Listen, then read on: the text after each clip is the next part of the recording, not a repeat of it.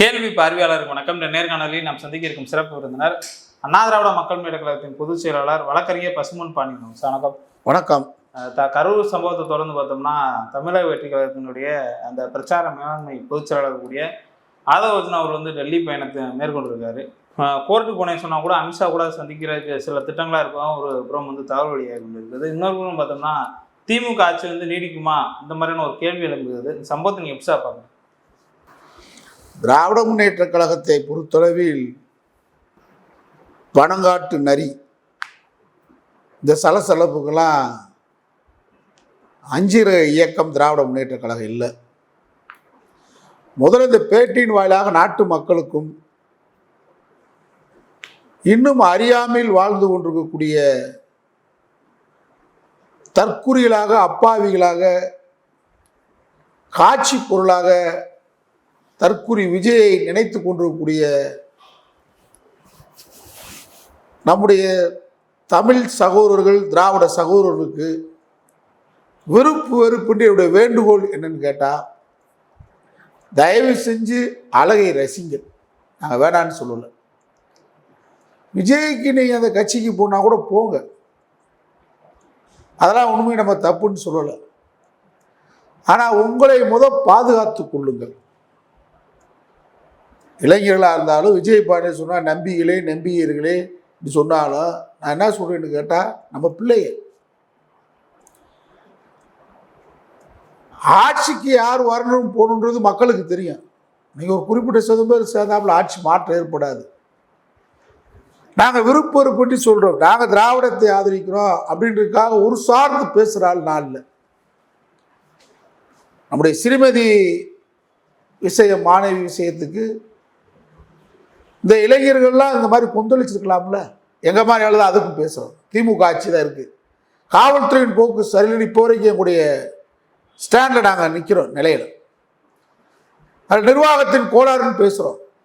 ராமநாதபுரத்தில் மணிகண்டன்ற ஒரு மாணவனை காவல்துறை அடித்து கொன்றது தவறுன்னு பேசியிருக்கோம். நாங்கள் வெறுப்பின்றி பேசக்கூடிய ஆள். இந்த கரூர் விஷயம் என்பது யாரால் இந்த சதி பின்னப்பட்டிருக்கு, சூழப்பட்டிருக்கு, தயவு செஞ்சு ஆரோக்கிய படித்த விஜயை இன்னும் நம்பிக்கொண்டிருக்கிற ஸ்டாண்டு வித் விஜய்ன்னு போடுறீங்க. நில்லுங்க. முதல் நிற்கிறதுக்கு உங்களுக்கு இடமே இல்லையே. உங்களை விஜய் நிற்கவே விடலையே. அதனால் எதையும் ஏன், எதற்கு, எப்படி என்று தான் தந்தை பெரியார் சொன்னார். எங்கேயாவது அவருடைய பிரச்சார பயணத்தில் பெரியார் பேசினார். என்ன பேசினார்? என் பேட்டி 15 நிமிஷம் பேட்டி, 10 நிமிஷம் பேட்டியில் அண்ணாவை சொல்லுவேன், பெரியாரை சொல்லுவேன், காமராஜை சொல்லுவேன், ஜீவானந்தத்தை சொல்லுவேன். எங்கேயாவது ஒரு இடத்துல பெரியார் என்ன சொன்னார்? இப்போ நான் சொல்கிறேன், எதையும் ஏன், எதற்கு அப்படின்ட்டு பெரியார் சொல்லியிருக்கார். நாங்கள் அதான் பின்பற்றுறோம். நான் சொன்னாலும் அது உண்மை என்று நம்பாரே. உனக்கு எது சரி என்று படுகிறதோ அதை நீ செய். இதுதான் பெரியார் சொல்லுவார். அதுதான் விஜய் ரசிகர்களுக்கு என்னுடைய அன்பான வேண்டுகோள். இந்த பேட்டியிலிருந்து நாங்கள் கொஞ்சம் கடுமையாக பேசுறதுக்கு காரணம், முட்டாள்தனமாக இருக்கக்கூடாது. படிச்சிருக்கீங்க நீங்களாம், படிக்கணும்னு சொல்லி தான் நாங்களாம் திராவிட கருத்தியலில் பெரியார் சொன்னார், அண்ணா போராடினா. இன்றைக்கு வரைக்கும் நம்முடைய தளபதி ஸ்டாலின் நாங்கள் ஆதரிக்கிறதுக்கு நோக்கம் ஆரிய மாடல் பாருங்கள், உத்தரப்பிரதேசத்தை பாருங்கள், பீகாரை பாருங்கள். கடவுளை சொல்லி, மதத்தை சொல்லி, அங்கே மடையர்களாக, படிக்காதவர்களாக, கூலிக்காரர்களாக நம்ம ஆக்கி கூட்டிருக்கிறோம். நம்ம இன்றைக்கி எவ்வளவு பொருளாதார முன்னேற்றம், எல்லாத்துலையும் முன்னேறிக்கிட்டு இருக்கு. இதை யோசிங்க. இப்போ நான் சப்ஜெக்டுக்கு வரேன். அதாவது இன்றைக்கி ஒரு அந்த இறந்து போனவுடைய மருத்துவ சான்றிதழ் அடிப்படையில் ஒரு செய்தி என்னன்னு கேட்டால், அங்கே 25 பேர் 2 நிமிடம் கூட மூச்சு விட முடியாமல் தான் இறந்ததாக மருத்துவ அறிக்கை, பிரேத அறிக்கை. இந்த ஊழல கத்தி வந்துச்சு, சங்குல மிதிச்சான், ஆதாரம் இருந்தால் சொல்லுங்க. ஒரு அநியாயம் நடந்ததுதான் அநியாயத்தை தட்டி கேட்கக்கூடியவர்களாக நம்ம இருப்போம். அது மாற்றம் இல்லை. எதுவுமே சான்றும் ஆவணத்தோடு தான் நம்ம பேச முடியும். அது மாதிரி 10க்கும் மேற்பட்டோர் கூட்டத்தில் மிதிபட்டு விழா எலும்பு உடைந்து மரணம் அடைந்திருக்கிறதா பிரேத அறிக்கை. இதுக்கு விஜய் ரசிகர்கள் என்ன சொல்றீங்க? கத்தி காயம் ஏற்பட்டால் கத்தி காயத்துக்கு பிரேத அறிக்கையில் சொல்லுவாங்க. இருக்கா?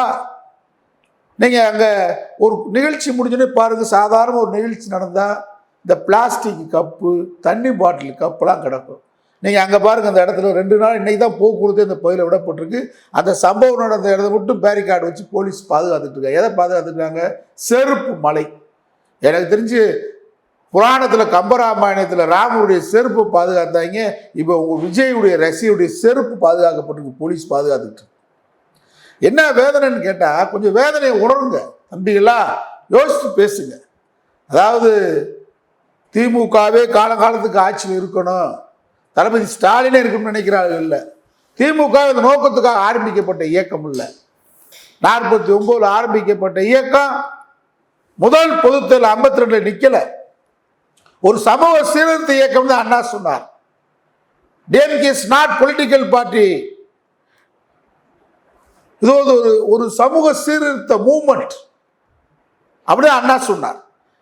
57 தான் நின்றோம், 15 சீட்டு வெற்றி போட்டோம். 62 நின்றோம், 50 சீட்டு வெற்றி போட்டோம். 67 தான் ஆட்சிக்கு வந்தது.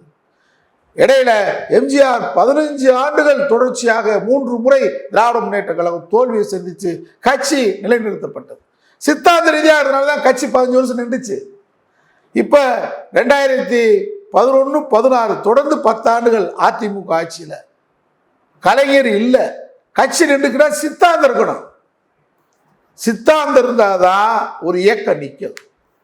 எங்கேயாவது பெரியார் கொள்கையை, பெரியார் வழிகாட்டின்னு சொன்னீங்க, எங்கேயாவது விஜய் பேசிருக்கியா? இல்லை. இன்னைக்கு என்ன நடக்குது? நீங்க எடப்பாடி பழனிசாமி இன்னைக்கு பேசியிருக்கிறார், அதிகாரிகளை விட்டு பேட்டி கொடுக்கலாமா? ஏன் அதிகாரி கொடுக்க? அதிகாரி தான் நிர்வாகத்தை நடத்துறாங்க. நீங்க நள்ளிரவுல அம்மா இருக்கும் போது செம்பரம்பாக்கு ஏரியை யாரை கேட்டு திறந்து விட்டீங்க? இன்னைக்கு வரைக்கும் பதில் இருக்கா?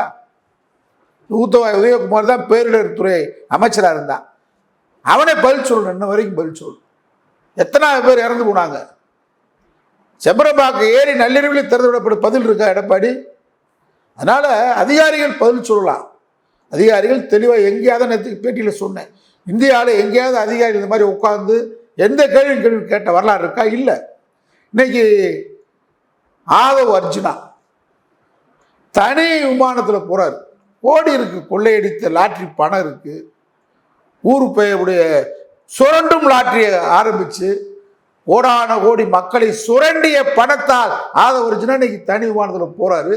வழக்கறிஞர்கள் கூட 2 பேர் போறான். பாஜக காரன் தமிழிசை இன்னைக்கு சொல்றாங்க, விஜய் தேஸ் இந்தியா என்ன கூட்டணி, அவங்க கூட்டணி என்டிஏ கூட்டணிக்கு வாங்க, அங்க வந்துருவாரு எல்லாரும். அமித்ஷா இன்னைக்கு பேசி இன்னும் கூடுதல் பாதுகாப்பு தர்றேன். விஜய் பேசியிருக்காரு அமித்ஷா. விஜய் கூட்டணிக்கு வர்றதுக்கு அமைதி காத்தாராம், கூடுதல் பாதுகாப்பு தர்றேன். நான் பொதுமக்களை கேட்குறேன், நடுநிலையாளர்களை கேட்குறேன். விஜய் களமிறக்கப்பட்ட போதே நாங்கள் தெளிவாக சொன்னோம், இந்த விஜய் பிஜேபியின் பி டீம். அவர் என்ன சொன்னார்? இல்லை, திமுகவுக்கும் பாஜகவுக்கு தான் அண்டர் கிரவுண்டு கூட்டணி அப்படின்னு சொன்னார். இப்போ யார் அண்டர் கிரவுண்டு கூட்டணி வெளியே வந்திருக்கு? விஜய்க்காக இன்னைக்கு குரல் கொடுப்பது யார்? அமித்ஷா, ஆட்டுப்புழுக்கு அண்ணாமலை, நைனா நாகேந்திரன், தமிழிசை சவுந்தரராஜன், ஆடிட்டர் குருமூர்த்தி, ஹேமா மாலினி. ஹேமா மாலினிலாம் என்னைக்காவது தமிழ்நாட்டில் ஏதாவது நடந்துட்டு வந்திருக்காங்களா? அவங்க குழு இன்னைக்கு என்ன சொல்லுது? நாங்கள் கலெக்டரை பார்க்க போனோம், அப்பாயின்மெண்ட் கொடுக்கல, நாங்கள் நட்டாட்ட கொண்டு போய் அறிக்கை கொடு. என்ன நட்டா கிளி? இது பாராளுமன்றத்தில் போட்ட நாடாளுமன்ற குழு, அது மிரட்டி பார்க்கறது. என்னன்னு கேட்டால் திராவிட முன்னேற்ற கழகத்தை இந்த சம்பவத்தை, அதாவது இங்கே கடவுள் பேரால் எதுவுமே நடத்த முடியல, சாதியின் பேரால் தூண்டி விட்டு பார்த்தாங்க. கொண்டு திருநெல்வேலி பக்கம் அங்கே இங்கே ஒன்றும் நடக்கலை. மண்டைக்காடு கலவரத்துலேருந்து அவங்களும் கோயம்புத்தூரை கலவர பூமி ஆக்கி பார்த்தாங்க, நடக்கலை. சரி, இங்கே மதம் பெருசாக எடுக்கலை. பெரிய திருவிழா தெற்குச்சீமையில் கள்ளழகர் திருவிழா, அழகர் ஆற்றுல இறங்குறாரு. தேர்தல் அன்னைக்கு காலையில் எல்லாரும் மக்கள் திரள்றான். மக்கள் இந்துக்கள் தானே திரண்டிருக்கான், இவன் பூரா அப்படியே பிஜேபி ஓட்டு போட்டுருவான்னு நினைக்கிறேன். எல்லாம் அழகரை தரிசிச்சுட்டு போய் உதயசூரனை பார்த்து ஓட்டு போட்டால் 2021 திமுக ஆட்சிக்கு வந்துச்சு. பெரியார் சேலத்தில் திராவிட கழக மாநாட்டில் ராமரை செருப்பால் அடித்தான்னு சொல்லி 71 தேர்தலில் பிரச்சாரம் பண்ண அந்த தேர்தல் தான் முதலும் இறுதியாக திமுக 184 இடம் வெற்றி பெற்ற தேர்தல் அந்த தேர்தல் தான். எப்ப ராமரை செருப்பால் திமுக அடிச்சிச்சு, நம்ம அடிச்சவர் ஆதரிச்சிச்சு பெரியாருன்னு சொன்னாங்களோ அந்த தேர்தல் திமுக 180, அதுக்கு முன்னாடி பெறல. அவங்க அப்ப மதம், இங்கே மதத்தால் அவங்க பெரிய அவதார புருஷராக கொடுக்கக்கூடிய ராமரால் எல்லாத்தையும் கட்டமைச்சு பார்த்தா நடக்கலை. சாதியை தூண்டிவிட்டு பார்த்தா, மதத்தை தூண்டிவிட்டு பார்க்குறான். சங்கரங்கோவில் தேரோட்டம் நடக்குது, ஆடி தபசு நடக்குது, மக்கள் திரள்றான், பழனிக்கு பாத யாத்திரா போகிறான், ஐயப்பன் கோவிலுக்கு போகிறான், மாசி திருவிழா நடக்குது, தேரோட்டம் நடக்குது, மீனாட்சி கல்யாணம் நடக்குது, எல்லா இந்துக்களுக்குள்ள கூட்டமாக சேர்றான். வடக்கு அப்படி சேர்ந்தவனை பூரா முட்டாள் ஆகிக்கிட்டான், இவன் அறிவாளியா இருக்கானே தமிழன் நினைக்கிறான். அப்போ அவனுக்கு கடைசி ஆயுதம் என்ன? ரஜினிகாந்தை இறக்க பார்த்தான். ரஜினிகாந்த் தப்பிச்சிட்டாரு. அவரை பொறுத்தவரை பதவி வெறி இல்லை. வெறி இல்லைனால அவர் என்ன பண்ணிட்டாரு, RSS என்பாலே பயங்கரவாதம், யாராவது இப்படி கொரோனா காலத்தில் தொற்று நோயில் செத்து போயிட்டா நம்ம மேலே வீண் பலி வந்து தாங்க முடியாதுன்னு சொல்லி தெளிவா ரஜினிகாந்த் RSS விரித்த வலையில் தப்பித்து கொண்டார். நீ பிறவிலேயே தில்லு இல்லாதாலு, படத்துல தான் தில்லா பேசுறது. இந்த கபடின்னு ஒரு படத்துல எல்லாம் பேசுவாரு, கபடி கில்லி கில்லி கில்லி சல்லி சல்லியா ஓடி போயிட்டாங்க கரூருக்கு பின்னாடி. பிளேடு மேல வச்ச நம்பிக்கை சும்மா துண்டு பிளேடு கிளேடுலாம் எல்லாம் பேசுனது பூரா படத்துல. ஆனா நீ கோலை விஜய் என்பதற்கு உதாரணம் தான் தலைவா படத்துக்கு உங்க அப்பனையும் ஒன்னையும் 4 நாள் கொடநாட்டில் போய் காத்து கிடக்க வச்சுட்டு உங்களை சந்திக்காம கோட்டையில் சந்திச்சு ஒழுங்கு மரியாதையா அதெல்லாம் கட் பண்ணிருப்போ அப்படின்னு அனுப்புனாங்க. தலைவா படத்துக்கு கை கட்டி வாய் பொத்தி நின்ற மாவீரன் தான் உன்னை பத்தி தெரியும். ஒரு ரைடுக்கு போய் தான் மோடி காலில் விழுந்து தாவேக்கா உற்பத்தி. இப்ப கரூர் சம்பவம் நடந்துருச்சு. நடந்த உடனே எப்படி ஓடி போயிட்டேன். ஆனால் நேற்று என்ன போடுற, இவ்வளோ ஒரு மனசாட்சி இல்லாத ஒரு கேவலமான கீழ்த்தரமான மனிதனாக இருக்கான் பாருங்க. அதாவது விஜய் ரசிகர்களை பூராத்தி நான் என்ன கேட்குறேன்னு கேட்டால், வீட்டை விட்டு நீங்கள் காட்சி பொருளான விஜயை பார்க்க வந்தீங்க. விஜய் ஒரு காட்சி பொருள், யாரும் பேச்சு கேட்க வரல. அவன் பேண்ட் என்ன கலரில் போட்டிருக்கான், அவன் சட்டை என்ன கலரில் போட்டிருக்கான், அவன் எப்படி சிரிக்கிறான், எப்படி திரும்புகிறான், எப்படி ஒரு முடி இங்கிட்டு திரும்புது, முடி அசையுது, இதை பார்க்க வந்த பேச்சை கேட்ட கூட்டமா? அண்ணாவின் பேச்சை கேட்பதற்காக வந்த கூட்டம் எங்க? அலையலையாக பெரியாரின் பேச்சை கேட்ட கூட்டம். ஆனால் உன்னை பார்க்க வந்த கூட்டம் உன்னை ஒரு காட்சி பொருளாக, கவர்ச்சி நடிகனாக, கவர்ச்சி நடிகை பார்க்க போகிறான். உன்னை கவர்ச்சி நடிகன், அவ்வளோதான். இது ஒரு தலைவனை பார்க்க வந்த கூட்டமா? எடப்பாடிக்கு சேருது, ஸ்டாலினுக்கு சேருது, உதயநிதி சேருது, நாங்கெல்லாம் போகிறோம். இதெல்லாம் பேச்சை கேட்பான். ஆனால் உன்னை பேச்சை கேட்டால் ஒரு பிரச்சனை வந்திருக்குமா?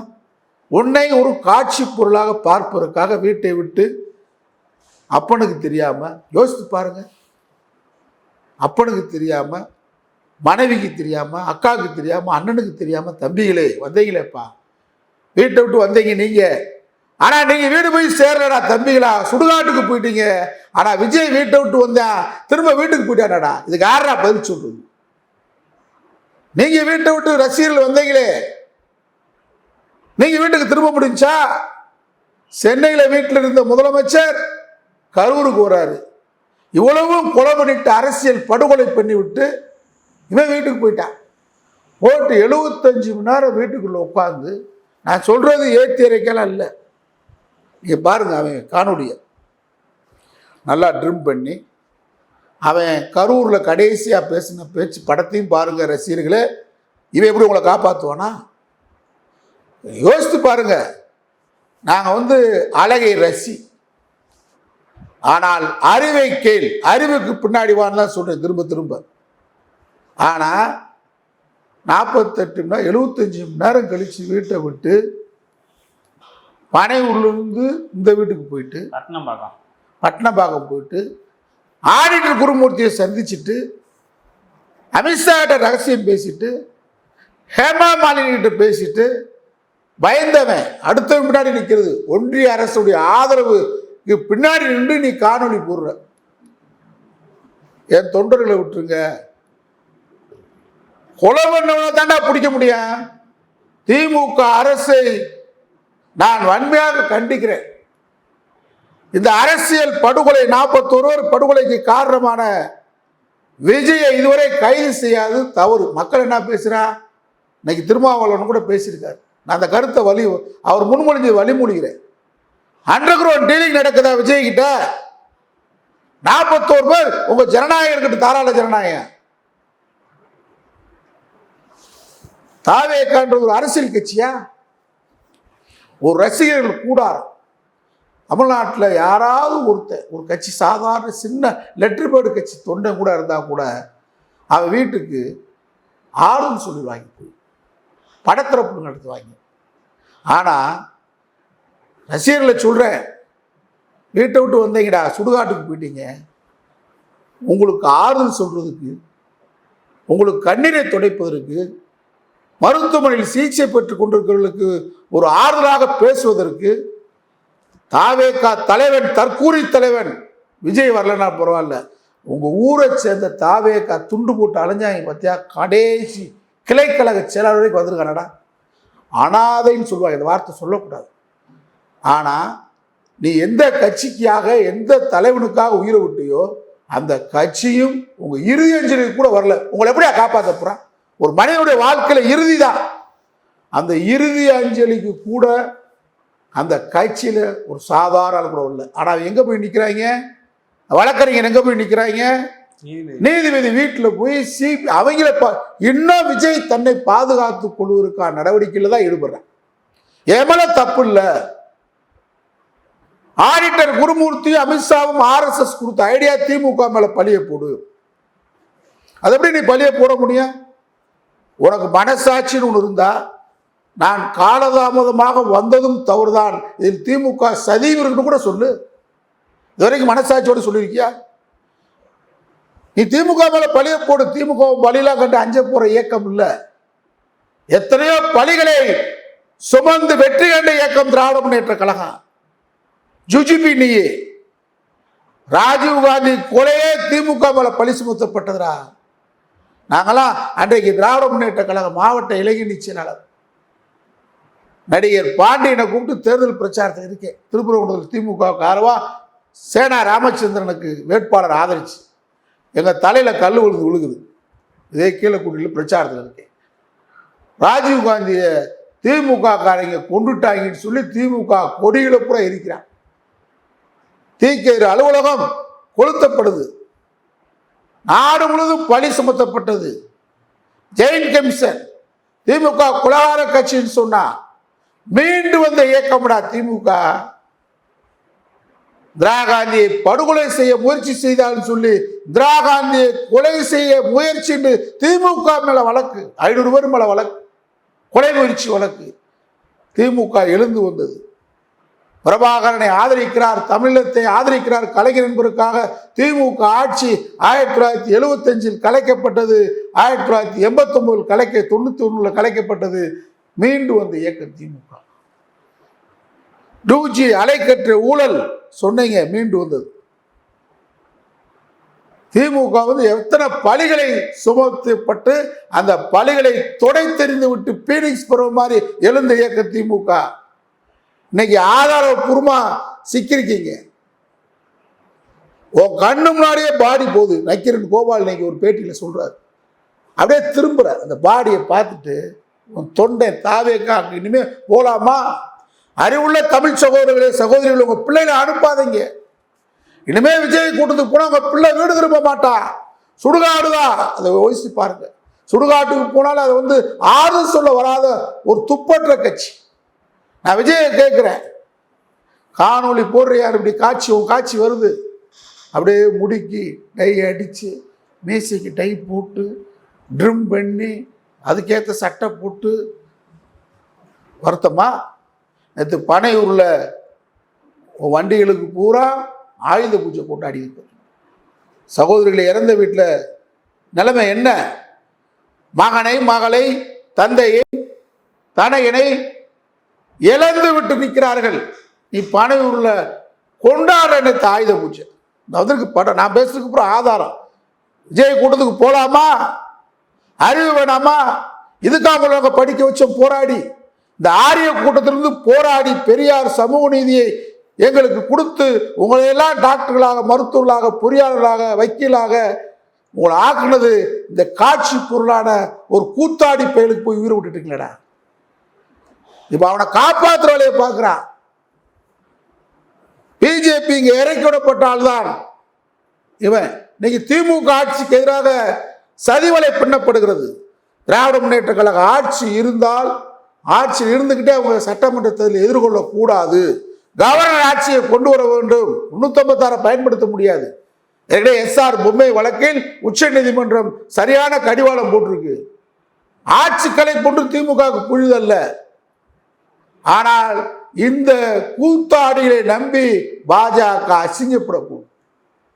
ஆதவன் அர்ஜுனான்றவன் வீதியில் இறங்கி புரட்சி வெடிக்கின்ற எந்த புரட்சிக்கிட்ட மயிரை புடுங்கின ஜல்லிக்கட்டு புரட்சிக்கு 6 வருஷம் எங்கடா வந்திருக்க? விஜய் வந்தானா? தமிழ்நாட்டில் அண்மையில் நடந்தது. நான் மொழி போராட்டத்துக்கு வந்தேன்னு கேட்கல, ஈழத்தமிழ் பிரச்சனைக்கு வந்தேன்னு கேட்கல. அண்மையில் நடந்த ஜல்லிக்கட்டு போராட்டத்துக்கு விஜய் வந்து குரல் கொடுத்தானா? புரட்சியை பற்றி பேசுகிற ஆதவர்ஜுனா வந்தானா? எந்த போராட்டத்துக்கு, தமிழ்நாட்டுக்கு ஜீவாதார போராட்டத்துக்கு வந்திருக்கீங்க நீங்க? அதனால திமுகவுக்கும் திமுக ஆட்சிக்கு எதிராக சதிவலை RSS பாஜக சங் பரிவார கூட்டம் டெல்லியில சதிவலை திட்டம் தீட்டுது. சதியை உடைப்பும் தமிழ்நாடு. 1008 கேள்வி இருக்கு. கள்ளக்குறிச்சிக்கு ஏன் போனார் முதலமைச்சர்? போகல. இங்க ஏன் வந்தாருங்கிறான். அதுவும் போதை தான். அது கள்ளக்குறிச்சி சாராய போதை. இங்க விஜய் என்ற போதை, இதுவும் போதை சாவுதான். இது விஜய் என்ற போதை ஏற்றி செத்து போயிட்டான். அது மேல இருக்கிற போதை தானே. அங்க கள்ளச்சாராயம் செத்த 2 போதை சாவுதான். அதாவது புகை இருக்கு, பீடிலையும் புகை வரும், சுருட்டுலையும் புகை வரும், அதே நேரத்தில் சாம்பிரான்லையும் புகை வரும், சூடத்துலையும் புகை வரும். நல்ல புகையை தான் ருசிக்க முடியும். அவன் கள்ளச்சாராயத்தில் இருந்தவனை போய் முதலமைச்சர் அவனுக்கு போய் அஞ்சலி செலுத்தினா இன்னும் சாவன் ஊக்கப்படுத்துற மாதிரி ஆகும். அவனை நம்பி இருக்கக்கூடிய குடும்பங்களுக்கு நிவாரணம் கொடுக்குறாங்க. இங்க அப்படி இல்லை. நீ போதையில் செத்துருக்க. ஆனா இது அறியாத போதை. விஜய் என்ற அறியாத முட்டாள்தனமான தற்கூரித்தனமான ஒரு போதை ஏற்றி செத்துருக்கீங்க. இதுக்கு முதலமைச்சர் போறது வரவேற்கத்தக்க. சவுக்கு சங்கர் பேசுறான், விஜய்க்கு இனிமேல் நல்லதுதான் 41 பேர் இறந்துன்னு சொல்றான். இந்த அரசு அதையும் பார்த்து வேடிக்கை பார்த்துட்டு இருக்கு. யாரையோ கைது செய்யுது. அந்த திருட்டு பையில கைது செய்ய வேண்டியதானே. இங்கே புரட்சி வெடிக்க முடியும் ட்வீட் போட்டு ஓடி இருக்கா இன்னைக்கு தனி விமானத்தில். பாஜக சதிவலை பின்னது திமுக கட்சிக்கும் திமுக ஆட்சிக்கும் எதிராக. அதுக்கு ஒரு ஆள் கருவி பாஜக கிடைச்சிருக்கக்கூடிய எட்டப்பன், நவீனகால எட்டப்பன் விஜய். அவன் இந்த மண்ணில் அவன் கூடாரம் வேறெடுக்கப்பட வேண்டும்.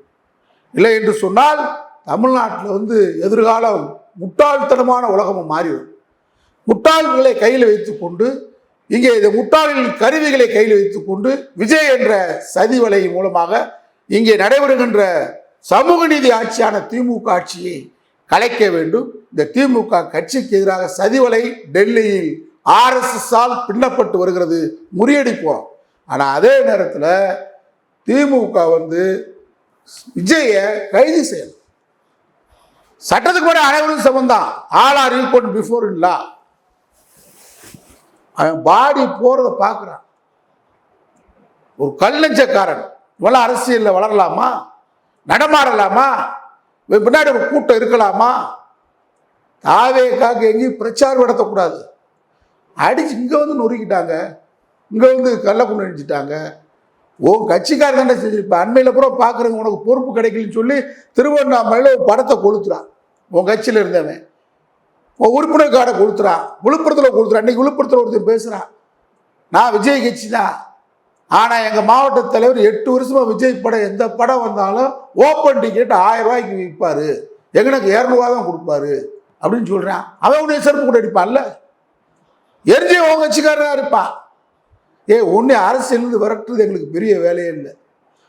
செருப்படுத்து பணம் விழுந்து வரும்போது எரிஞ்சா என்ன பண்ணிடுவா? முதல் நீ தமிழ்நாட்டில் முதல் கூட்டத்துக்கு விக்கிரவாண்டி கூட்டத்துக்கு வரும்போதே ஒரு 100 பேரை நிப்பாட்டி பனையூர்ல ஒரு செருப்பு விளக்கம் பாரு சோடா பாட்டில் அடிச்சு என்ன செஞ்சிருப்பேன்?